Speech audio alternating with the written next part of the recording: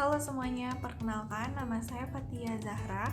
Saya adalah mahasiswi dari Poltekkes Jakarta 1, jurusan Kesehatan Gigi.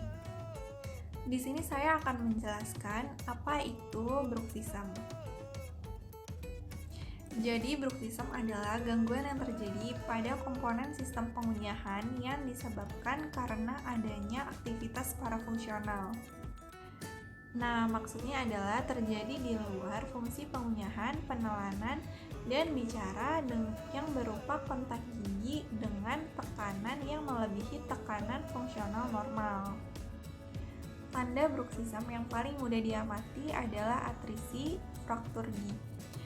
Aktivitas ini dapat terjadi pada semua kelompok umur. Biasanya dilakukan secara berulang-ulang dan penderita biasanya tidak menyadari kebiasaan buruk yang dimilikinya.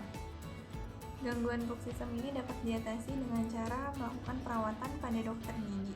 Perawatan bruxism di bidang kedokteran gigi bertujuan untuk mengembalikan fungsi normal gigi, periodontium, serta jaringan lain yang berhubungan dengan sistem pengunyahan. Bruxism ini dapat terjadi pada malam hari dan juga bisa terjadi pada siang hari. Bruxism yang terjadi pada siang hari disebut juga dengan bruxism diurnal. Dapat terlihat pada seseorang yang berkonsentrasi pada pekerjaannya, atau seseorang dengan pekerjaan fisik yang berat. Sedangkan bruxism yang terjadi pada malam hari disebut dengan bruxism nokturnal.